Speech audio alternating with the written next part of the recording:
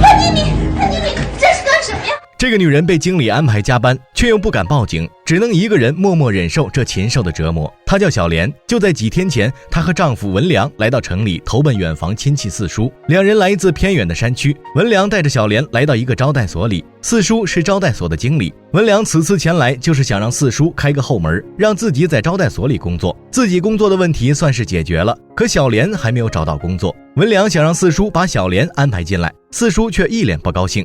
行，叫他来吧。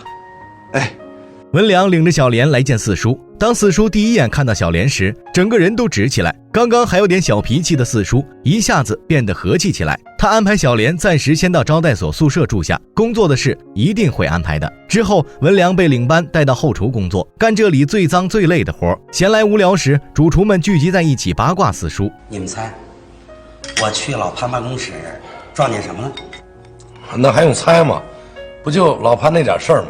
老潘就是四叔，在他们眼中，四叔非常好色，招待所里稍有姿色的女服务员都难逃其手。这些被欺负的服务员都是农村姑娘，迫于生存，他们都敢怒不敢言。小莲和文良对此事还蒙在鼓里。晚上，在女生宿舍里，小莲看到工友一个人躲在被窝里哭泣，她不知道发生什么事，也不知如何安慰他。就在第二天，小莲发现工友早已辞职，没能安排工作，小莲整天无所事事。这天，四叔来到女宿舍，他毫不客气地坐在床上，并且拉着小莲一起坐下，一开口就是关心小莲的私生活。哎呀，小莲啊，让你们小两口分居，我也不忍心呐。有点受不了了吧？这种话题让小莲脸红的低下头。接着四叔又掏出200块钱给她，小莲直接拒绝四叔的好意，可四叔一直硬塞给她，小莲只好收下钱。四叔走后，小莲觉得这钱拿得不安心。在四叔的安排下，小莲在招待所当上服务员。刚上班没几天，四叔找到小莲，让她去一趟办公室。当小莲来到办公室时，四叔却把大门锁住，随后拿出一张银行卡给她，花言巧语地哄骗小莲这是给她的奖金，并且告诉她密码。突然趁着小莲不注意，四叔一把抱住小莲，强行让她加一次班。一名服务员来到四叔的办公室，推开门，听到里面的惨叫声，又赶紧把门关上。对于四叔的这种行为早已习以为常，没什么大惊小怪的。四叔完事后，他并不害怕小莲报警，反而诬告小莲勾引自己。然而小莲又怕影响文良的工作，只能选择隐忍。为了报答小莲，四叔安排文良不用再干最脏最累的活，换到轻松的岗位上。文良把此事告诉小莲，非常感谢四叔的照顾，要不是四叔，自己恐怕连工作都找不到。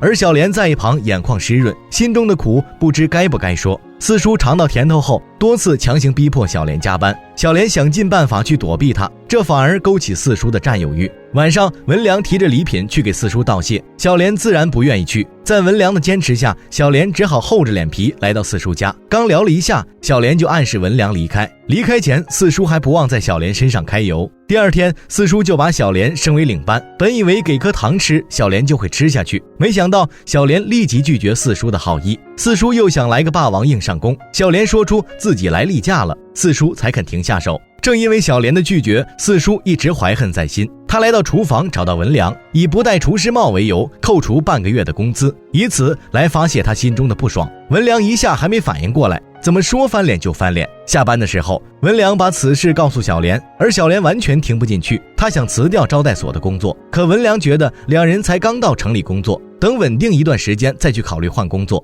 而小莲却一脸不高兴。回宿舍，小莲看到四叔正在欺负工友，他吓得赶紧离开，再次找到文良，和他商量出去租房住。可文良觉得招待所包住，没必要花这个冤枉钱，小莲也只能暂时住到宿舍里。可没多久，四叔竟然一个人偷偷来到女生宿舍，正在洗澡的小莲吓得赶紧锁门。无奈之下，四叔只好灰溜溜地离开。经过这件事后，小莲不管文良同不同意，直接租了一间简陋的房间。这天，2名警察来到招待所，他们把四叔带回警局调查。文良却不相信四叔是这样的人。莲儿，你说四叔他怎么可能呢？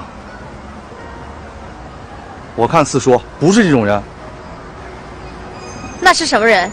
有什么不可能的？说不定你还杀人呢。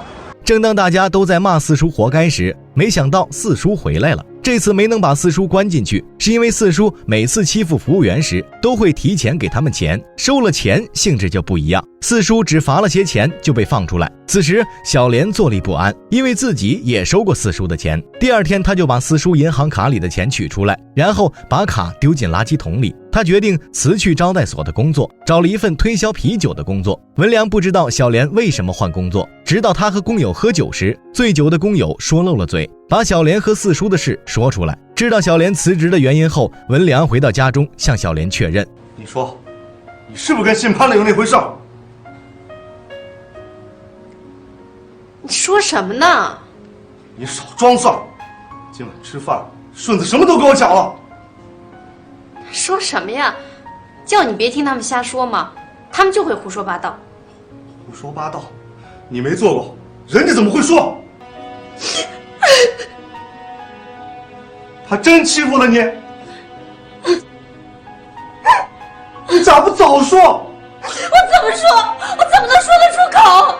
愤怒的文良抄起菜刀就要去和四叔拼命。小莲苦苦哀求，让他好好想想这个家。一想到自己的女儿，文良才冷静下来，把所有愤怒发泄到地上。为了这个家，他只能忍气吞声。第二天就找到四叔，也辞去招待所的工作。这天小莲正在推销啤酒，没想到在这里遇见四叔。他心中的邪念蠢蠢欲动，一路尾随小莲来到他的住处。四叔企图再次用金钱诱惑小莲，而小莲毫不犹豫地把钱砸在四叔脸上。恼怒的四叔又开始欺负小莲。文良恰好此时回家，看到眼前一幕，文良怒不可遏，抄起菜刀将四叔砍死。一切没有原则的忍让是怯弱的表现。小莲如果勇敢一些，四叔就不会屡次得逞，就不会有文良疯狂的砍杀。看完视频的朋友，记得评论支持一下。